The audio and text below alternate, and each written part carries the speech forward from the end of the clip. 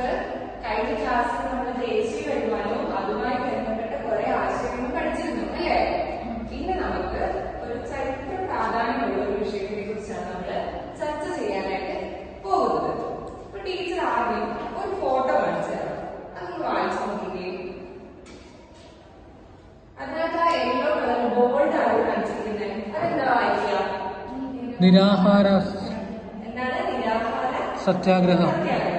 നിരാഹാരം നമ്മളിപ്പോ ഇത് പൊളിറ്റിക്കൽ രാഷ്ട്രീയ പാർട്ടികളുടെ സമരം മുറയാണ് അല്ലെ? നിരാഹാര സത്യാഗ്രഹം നടക്കുക.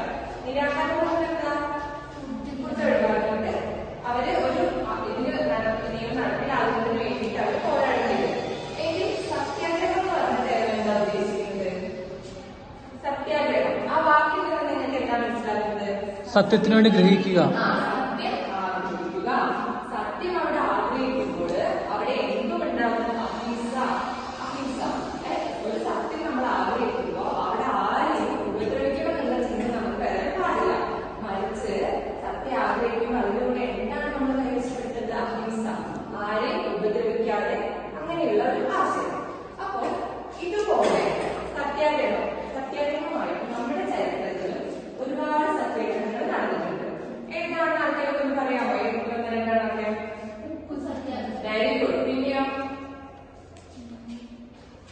ഉപ്പ് സത്യാഗ്രഹം. അത് മാത്രമേ കേട്ടിട്ടുള്ളൂ. വൈക്കം സത്യാഗ്രഹം. വൈക്കം സത്യാഗ്രഹമുണ്ട്, ഗുരുവായൂർ സത്യാഗ്രഹമുണ്ട്. അപ്പൊ ഇതുപോലെ കുറെ സത്യാഗ്രഹങ്ങള് നമ്മുടെ ചരിത്രത്തിൽ നടന്നിട്ടുണ്ട്. അതിൽ ഇമ്പോർട്ടന്റ് ആയിട്ടുള്ള ഒന്ന് തന്നെയാണ് നിങ്ങൾ പറഞ്ഞത്. ഏതാണത്? ഉപ്പ് സത്യാഗ്രഹം. ഏതാണ്? ഉപ്പ് സത്യാഗ്രഹം. അതിനെ പറ്റിയാണ് നമ്മൾ ഇന്ന് പഠിക്കാൻ പോകുന്നത്, അല്ലെങ്കിൽ ചർച്ച ചെയ്യാൻ പോകുന്നത്.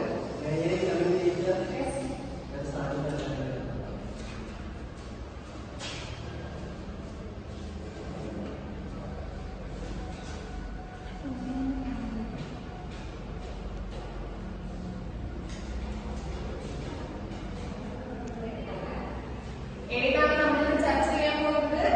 ഉപ്പ് സത്യാഗ്രഹം. ഉപ്പ് സത്യാഗ്രഹം. അപ്പോ ചരിത്രത്തിനകത്ത് നമ്മൾക്കറിയാം ഒരു കണ്ണടിയും ഒരു ഊന്നുവടിയും ലളിതമായിട്ടുള്ള ഒരു വസ്ത്രധാരണമൊക്കെ ആയിട്ട് നമുക്ക് സ്വന്തം നമുക്ക് ബാബു ചെയ്തില്ലേ? ആരാണ്? അദ്ദേഹത്തിന്റെ പേരെന്താണ്? ഗാന്ധിജി. ഗാന്ധിജി. അപ്പോ അദ്ദേഹത്തിന്റെ ആ ലളിതമായ രീതി പോലെ തന്നെ സ്വാതന്ത്ര്യ സമരത്തില് ഏറ്റവും പ്രധാനപ്പെട്ട പങ്ക് വഹിച്ച ഒരാൾ തന്നെയാണ് ആര്? ഗാന്ധിജി. ഗാന്ധിജി നേതൃത്വം കൊടുത്ത ഒരു സത്യാഗ്രഹം തന്നെയാണ് ഉപ്പ് സത്യാഗ്രഹം എന്ന് പറയുന്നത്.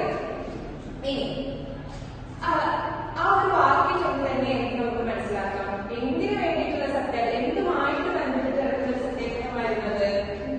ഉപ്പുമായിട്ട് ബന്ധപ്പെട്ട് നിൽക്കുന്ന ഒരു ഇതായിരുന്നു. നമുക്കറിയാം നമ്മൾ ആരുടെ അടിമത്തത്തിലാണ് ജീവിച്ചിരുന്നത്? ബ്രിട്ടീഷുകാരുടെ. അപ്പൊ ബ്രിട്ടീഷുകാരുടെ അടിമത്തത്തിൽ ജീവിച്ചിരുന്ന നമുക്ക് അവര് നമ്മുടെ എന്താ പറയാ അടിസ്ഥാന ആവശ്യങ്ങളിൽ പോലും കയറി വളരെയധികം ചൂഷണം ചെയ്യാനായിട്ട് തുടങ്ങി ഇല്ലേ? അവര് നമ്മുടെ എന്താ പറയാ നമ്മുടെ ഓരോരുത്തരും പേഴ്സണൽ ലൈഫിൽ കയറി ഇടപെടാറില്ലേ? അതുപോലെ അടിസ്ഥാനപരമായ കാര്യങ്ങളെല്ലാം അവർ കയറി ഇടപെടാറുണ്ട്. അപ്പോ ഈ ഉപ്പ് സത്യാഗ്രഹം നടന്നത് വേറൊരു പ്രസ്ഥാനമായിട്ട് ബന്ധപ്പെട്ടിട്ടാണ്. അതിനെ നമ്മൾ സിവിൽ നിയമ ലംഘനം എന്ന് പറയും. കേട്ടിട്ടുണ്ടോ നിങ്ങള്? ഇംഗ്ലീഷിൽ അതിന് സിവിൽ ഡിസൊബീഡിയൻസ് പറയും. എന്താ പറയാ? Civil disobedience. മലയാളത്തിൽ നമ്മൾ അതിനെ സിവിൽ നിയമ ലംഘനം എന്ന് പറയുന്നത്. അവിടെ സിവിൽ നിയമ ലംഘനം വഴി എന്താണ് ഉദ്ദേശിക്കുന്നത് വെച്ചാല്, അതായത് ഇപ്പൊ ബ്രിട്ടീഷുകാർ പലതരത്തിലുള്ള നിയമങ്ങൾ ഇറക്കുന്നുണ്ട്. പക്ഷെ ആ നിയമങ്ങളൊക്കെ ഇന്ത്യക്കാരുടെ ഒരു എന്താ പറയാ ഉന്നതിക്ക് അല്ലെങ്കിൽ പുരോഗതിക്ക് വേണ്ടിയിട്ടായിരുന്നോ? അല്ല. അപ്പോൾ അവരിറക്കുന്ന നിയമങ്ങൾ അവരോട് അഹിംസാപരമായ രീതിയിൽ എന്നുവെച്ചാൽ വെട്ടും കുത്തുമായിട്ട് അവരോട് എതിർക്കുക എന്നുള്ളതല്ല.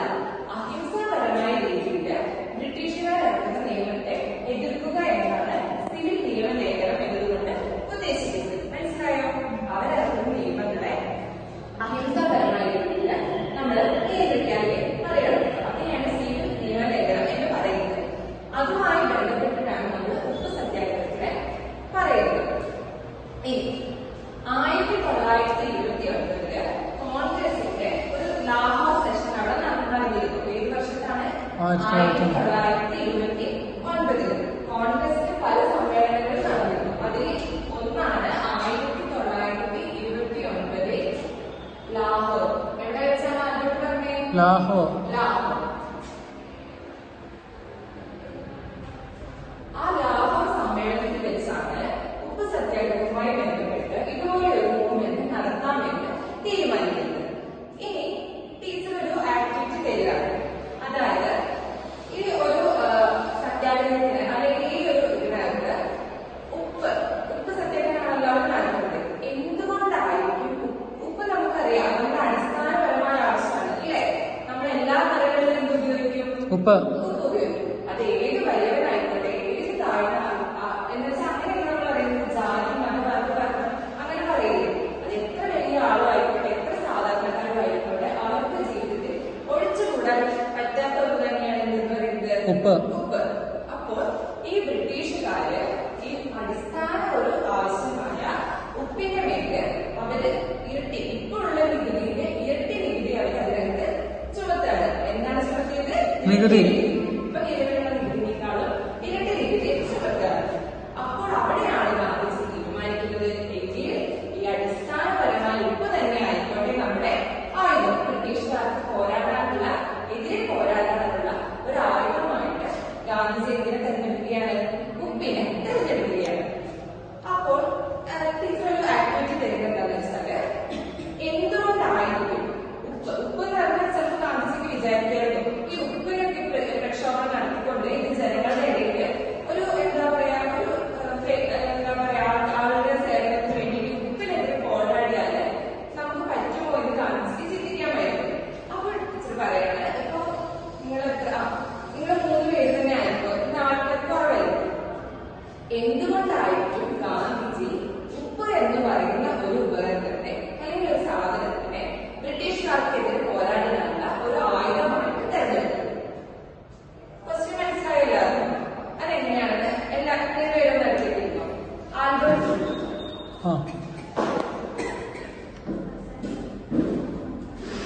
ഇങ്ങോട്ട് ഇരിക്കുക കേട്ടോ. എന്തുകൊണ്ടാണ് അത്ര ചെറിയ ഉപകരണമായ ഉപ്പ് എന്ന് പറയുന്ന സാധനം ബ്രിട്ടീഷുകാർക്കെതിരെ പോരാടാനുള്ള ഒരു ആയുധമായിട്ട് ഗാന്ധിജി തെരഞ്ഞെടുത്തത്? എന്തുകൊണ്ടായിരുന്നു? ഉപ്പ് നല്ലതാണ്. ടീച്ചർ ചോദിക്കാം. ഒരു 2 മിനിറ്റ് നിങ്ങൾ സസ്യ സസ്യ ഉപ്പ് നല്ലതല്ലേ? കിട്ടുന്നുണ്ട്. 1 2 കാരണങ്ങൾ കേടാവില്ല. മരുന്നാണ്. ഉപ്പ് മരുന്നാണ്. ഉപ്പുമാവ്. കിട്ടിയോ എല്ലാവർക്കും? ഉപ്പുമാവ് ദേശഭക്ഷണം. ഒരാളെ ലീഡർ. ആയിക്കോട്ടെ. വീഡിയോ ഉപ്പ് എന്തായാലും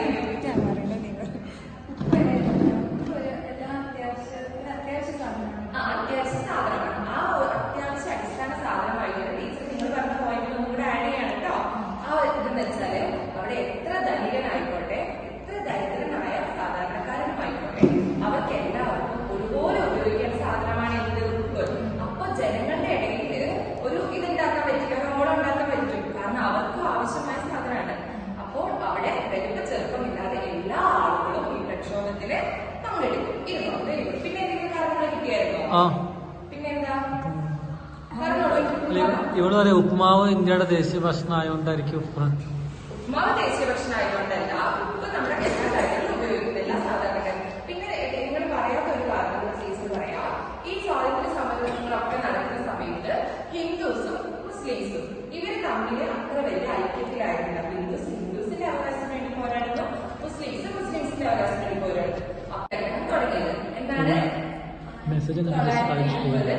മാർച്ച് 12 1930 മാർച്ച് 12 തുടങ്ങിയ ഈ മാർച്ച്, ഇത് ഗാന്ധിജി എങ്ങനെയാണ് പോയത്? നടന്നാണ് ഈ ഒരു ഇതിനെ സത്യാഗ്രഹം നടത്തിയിരുന്നത്.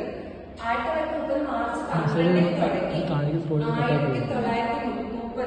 ഏപ്രിൽ 6 വരെ, മാർച്ച് 30 മുതൽ ഏപ്രിൽ 6 വരെ 24 ദിവസങ്ങളാണ് ഗാന്ധിജി ഈ സത്യാഗ്രഹമായിട്ട്. ഗാന്ധിജി മാത്രമല്ല, പിന്നീട് ഒരുപാട് അണികളുണ്ടായിരുന്നു ഈ ഇത് ബന്ധപ്പെട്ട് നടന്നിരുന്നത്. അപ്പൊ മാർച്ച് 6 മുതൽ ഏപ്രിൽ 12 എന്ന് പറയുമ്പോൾ ഏകദേശം 24 ദിവസത്തോളം ഈ ഒരു മാർച്ച് നടത്തിയിരുന്നു. ഇത് സബർമതി ആശ്രമം നിങ്ങൾ കേട്ടിട്ടുണ്ടോ? ഗാന്ധിജിക്ക് ഇതൊക്കെ പഠിച്ചപ്പോ കേട്ടിട്ടില്ലേ? സബർമതി ആശ്രമം ഗുജറാത്തിലാണ് സബർമതി ആശ്രമം സ്ഥിതി ചെയ്യുന്നത്. സബർമതി ആശ്രമത്തിൽ തുടങ്ങി ദണ്ഡി കടപ്പുറം വരെയാണ് ഈ മാർച്ച് പോയത്. അപ്പോൾ ഏകദേശം ഇപ്പൊ നമുക്കറിയാം ബത്തേരിയിൽ കൽപ്പറ്റയിലേക്ക് എത്ര ദൂരം ഉണ്ടാവും? ഏകദേശം ഒന്ന് ഇമാജിൻ. എന്തോ സമയോ കിലോമീറ്ററോ എത്രയാണ്? 1/4 മണിക്കൂർ. 1 മണിക്കൂർ. 1 മണിക്കൂർ. ആ 1 മണിക്കൂർ. അപ്പൊ അത് കിലോമീറ്റർ ഏകദേശം ഒരു 23.9 കിലോമീറ്റർ ഉണ്ട് ബത്തേരിയിൽ കൽപ്പറ്റയിലേക്ക്. അപ്പൊ നിങ്ങൾ ആലോചിക്കണം, ഗാന്ധിജി ഈ സബർമതി ആശ്രമത്തിൽ നിന്ന് ദണ്ഡി കടപ്പുറത്തേക്ക് എത്ര കിലോമീറ്റർ നടന്നു കേൾക്കട്ടെ? 375 കിലോമീറ്റർ. 375 കിലോമീറ്റർ 24 ദിവസം കൊണ്ട് യാത്ര ചെയ്താണ് ഗാന്ധിജി അവിടെ എത്തിച്ചേർന്നത്. ഈ ടീച്ചർ ഇതിന്റെ ഒരു റോഡ് തരുന്നത് പോലെയുള്ള കുറച്ച് കുട്ടികൾ നടത്തിയ ഒരു റോഡ് കാണിച്ചു തരാം. ഇത് കാര്യം ടീച്ചർ ഇത് ടീച്ചർ പറഞ്ഞുതരാം. ആ വീഡിയോ കൂടെ കണ്ടതിന് ശേഷം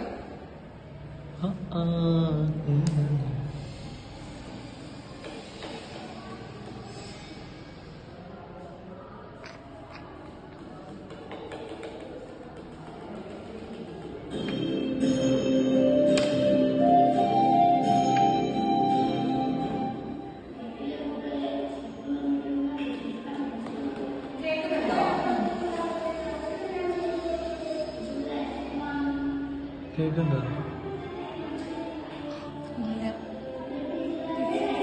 ടീച്ചർ? അങ്ങ് കേൾക്കണില്ല, ഒരു കേൾക്കുന്നുണ്ട്.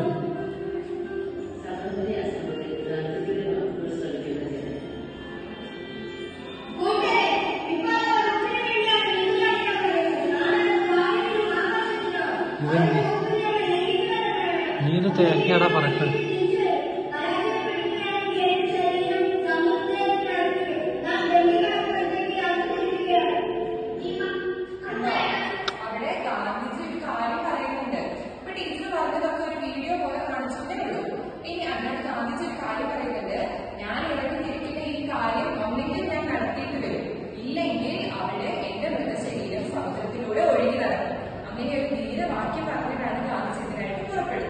ഇതാണ് സത്യാഗ്രഹവുമായി ബന്ധപ്പെട്ടുള്ള കുറച്ച് കാര്യങ്ങൾ. അപ്പോ ലാഹോർ സമ്മേളനത്തിനകത്ത് ഇങ്ങനെ ഒരു സമ്മേളനത്തിൽ ആലോചിക്കുന്നത് എന്ന് മുതൽ എന്ന് വരെയായിരുന്നു?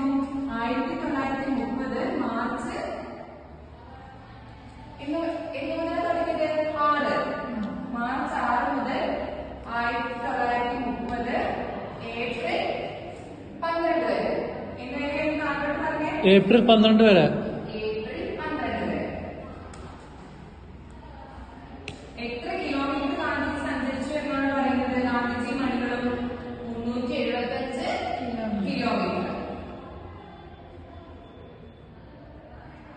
അത് എവിടെ നിന്ന് എവിടേക്കാണ് പോയത്? സബർമതി ആശ്രമത്തിൽ നിന്നും ദണ്ഡി കടപ്പുറത്തേക്ക്. ഇനി ലാസ്റ്റ് ആയിട്ട് നമുക്ക് പറയാനുള്ളത് ഇതുമായി ബന്ധപ്പെട്ടിട്ട് കുറച്ച്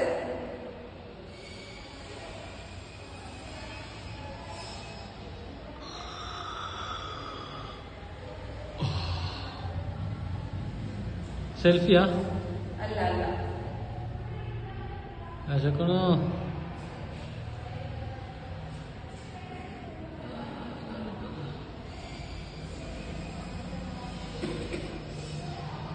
ഇതേത് കണ്ടോ? ആരായത്? തുഞ്ചത്ത് എഴുത്തച്ഛൻ അവിടെ യൂസ് ഇദ്ദേഹത്തിന്റെ വേറൊരു പേരാണ് ശങ്കരൻ എഴുത്തച്ഛൻ എന്നും കൂടി നമ്മൾ ഇദ്ദേഹത്തെ പറയാറുണ്ട്. ഇദ്ദേഹത്തിന്റെ ഇത് കണ്ടോ? ഇദ്ദേഹത്തിന് നമ്മൾ സ്വാതന്ത്ര്യ സമയത്ത് അത്ര പേരുകളൊന്നും കേട്ടിട്ടില്ല അല്ലെ? ഇത് പൊതുവെ കേൾക്കാൻ ചാൻസ് കുറവായിരുന്നു. അപ്പൊ ടൈറ്റസ് പിന്നെ നേരത്തെ കാണിച്ച ആരായിരുന്നു? എഴുത്തച്ഛൻ. തുഞ്ചത്ത് എഴുത്തച്ഛൻ. പിന്നീട് ഇദ്ദേഹം ആരാണ്? ഇതാ കേരള ഗാന്ധി എന്നറിയപ്പെടുന്ന ഒരു വ്യക്തിയുണ്ട്. ആരാണത്? Very good. കെ കേളപ്പനാണിത്. അപ്പോ കെ കേളപ്പൻ കേരളത്തില് കേരളത്തിൽ സത്യാഗ്രഹത്തിന്റെ ഭാഗമായിട്ട് പല മേഖലകളിലും ഇതുമായിട്ട് ബന്ധപ്പെട്ടുള്ള മൂവ്മെന്റ്സ് നടന്നിട്ടുണ്ട്. കേരളത്തിൽ 2 സ്ഥലത്താണ് നടന്നത്. ഒന്ന് കോഴിക്കോടും ഒന്ന് കണ്ണൂരും. കണ്ണൂരില് പയ്യന്നൂർ എന്ന് പറയുന്ന സ്ഥലത്ത് ഉപ്പ് സത്യാഗ്രഹത്തിന്റെ ഭാഗമായിട്ടുള്ള മൂവ്മെന്റ് ലീഡ് ചെയ്തിരുന്നതായിരുന്നു കെ കേളപ്പനായിരുന്നു. അപ്പൊ ഇത്രയും കാര്യങ്ങളൊക്കെ മനസ്സിലായോ? അപ്പൊ നിങ്ങൾക്ക് സംശയം ഉണ്ടാകും, ഈ ഉപ്പ് സത്യാഗ്രഹം എന്ന് കേരളത്തിന്റെ, അതായത് കേരളത്തിലും ഇന്ത്യയുടെ മറ്റ് പല ഭാഗങ്ങളിലേക്ക് ഇത് പോയിട്ടില്ലേ എന്നൊരു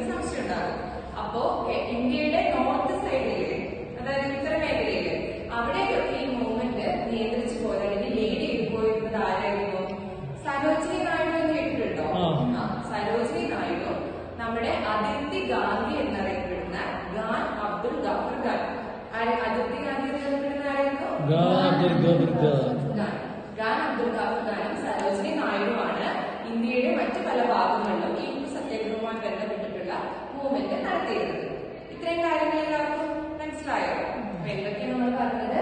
1929 ലാഹോർ സമ്മേളനത്തിലാണ് ഇത് ഇങ്ങനെ ഒരു സത്യാഗ്രഹം നടത്താൻ തീരുമാനിച്ചത്. 1930 മാർച്ച് 6 മുതൽ 1930 ഏപ്രിൽ 12 വരെ. പിന്നെ 375 കിലോമീറ്ററുകൾ പിന്നിട്ടാണ് ഗാന്ധിജി സബർമതി ആശ്രമത്തിൽ നിന്നും ഡൽഹി കടപ്പുറത്തേക്ക് മാർച്ച് നടത്തിയത്.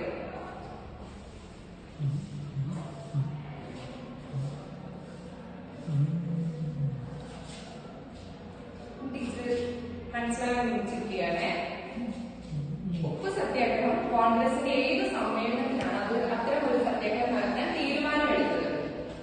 ആർക്ക് പറയാം? വർഷമുണ്ട്, അത് ഏത് സമ്മേളനത്തിൽ പേര് കാവ്യക്ക് പറയാം. ലാഹോർ സമ്മേളനം. കാവ്യ ലാഹോർ സമ്മേളനത്തിലാണ് 1929. ഇനി എന്ന് മുതൽ എന്ന് വരെയാണ് ഈ ഉപ്പ് സത്യാഗ്രഹം നടത്തുന്നത്? ആൽബർട്ട് പറയൂ. 1930 കാലഘട്ടങ്ങൾ മുതൽ ഏപ്രിൽ 12 വരെ. 1930 മാർച്ച് തൊട്ട് ഏപ്രിൽ 6 മുതൽ 1930 ഏപ്രിൽ 12 വരെ. അപ്പോ സത്യാഗ്രഹം കണ്ണൂർ ഭാഗത്ത് ലീഡ് ചെയ്തിരുന്ന ഒരാളുടെ കേളപ്പൻ. പിന്നെ ഇന്ത്യയുടെ മറ്റു പല ഭാഗങ്ങളിലും, അതായത് ഉത്തരമേഖലയിലേക്കൊക്കെ ഈ സത്യാഗ്രഹവുമായി ബന്ധപ്പെട്ട മൂവ്മെന്റ് നടത്തിയതായിരുന്നു അതിർത്തി ഗാന്ധി. അതിർത്തി ഗാന്ധി എന്നറിയപ്പെടുന്ന ഖാൻ അബ്ദുൽ ഗഫർ